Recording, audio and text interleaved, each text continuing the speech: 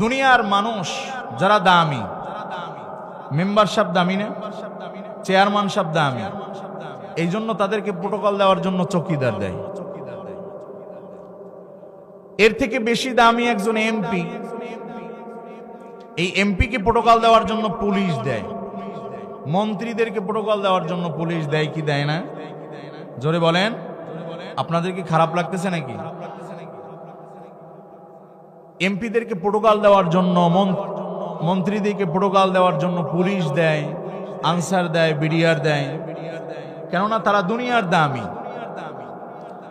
আল্লাহ রাসূল সাল্লাল্লাহু আলাইহি সাল্লাম বলেন যে আখিরাতের দামি কারা? বলে কোরআন শিক্ষা করার জন্য, কোরআনের ইলম অর্জন করার জন্য মাহফিলের ময়দানে যারা আসবে, আল্লাহ পাক রব্বুল আলামিন আল্লাহ রাসূলকে বলে এরা হলো দামি। আর এই দামি বান্দারা যতক্ষণ পর্যন্ত মাহফিলের ময়দানে বসা থাকবে, আল্লাহর রহমতের ফেরেশতা দিয়ে আল্লাহ ততক্ষণ পর্যন্ত ওই বান্দাদেরকে প্রোটোকল দিয়ে, বেষ্টন দিয়ে প্রোটোকল দিতে থাকে। মাহফিলের ময়দানে যারা বসা থাকে এরা হলো আল্লাহর মেহমান, এরা হলো আল্লাহর কাছে দামি। এজন্য আল্লাহ রাসূল বলে হাফাতহুমুল মালায়েকা, যে মাহফিলের ময়দানে বসা থাকবা, যতক্ষণ পর্যন্ত বসা থাকবা ততক্ষণ পর্যন্ত আল্লাহর কাছে যেহেতু তোমরা দামি, আল্লাহ রহমতের ফেরেশতা দিয়ে তোমাদেরকে ততক্ষণ প্রোটোকল দিতে থাকবে। কেননা আমরা হইলাম আল্লাহর কাছে দামি। জোরে বলেন ঠিক না বেঠিক? এরপরে আল্লাহ পাক রব্বুল আলামিন গশিয়াতহুমুর রাহমা, মাহফিলের ময়দানে যারা বসা থাকবে,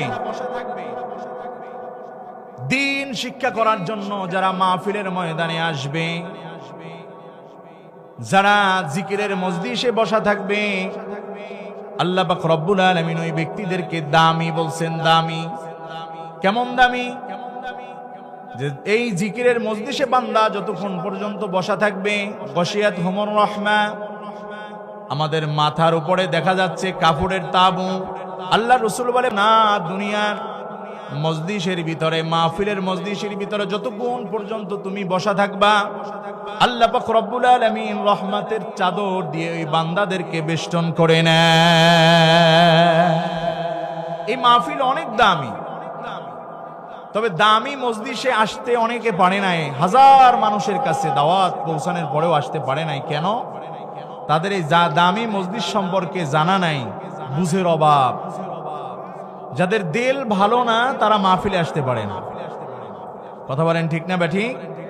যাদের দিল ভালো তারা মাহফিলের ময়দানে আসবে, আর যাদের দিল ভালো না তারা মাহফিলের ময়দানে আসতে পারবে না। আল্লাহ পাক রব্বুল আলামিন বলেন খতামাল্লাহু আলা কুলুবিহিম ওয়া আলা সামঈহিম ওয়া আলা আবসারিহিম গিশাওয়াতুন ওয়া লাহুম আযাবুন আযীম। আল্লাহ পাক রব্বুল আলামিন বলেন আমার যে বান্দাগুলি দুনিয়ার ভিতরে জীবন যাপন করতে করতে তাদের গুনার কাজের ভিতরে নিমজ্জিত থাকার কারণে, গুনার কাজ করার কারণে, আমি আল্লাহ পাক রব্বুল আলামিনের সাথে নাফরমানি করার কারণে, আমি আল্লাহ পাক রব্বুল আলামিন ওই বান্দাদের কলবের উপরে গজবের মোহর মেরে দিয়েছি। যার কারণে বান্দার কাছে যদি মাহফিলের কথা বলা হয়, দ্বীনের মজলিসের কথা বলা হয়, কোরআনের কথা বলা হয়, বান্দার দুনিয়ার সব জিনিস ভালো লাগবে, কিন্তু মাহফিলের ময়দান, দ্বীনের মজলিস, কোরআনের মজলিসের কথা বললে বান্দার মনের ভিতরে, দিলের ভিতরে ভালো লাগবে না। খতামাল্লাহু আলা কুলুবিহিম ওয়া আলা সামঈহিম ওয়া আলা আবসারিহিম গিশাওয়াতুন ওয়া লাহুম আযাবুন আযীম।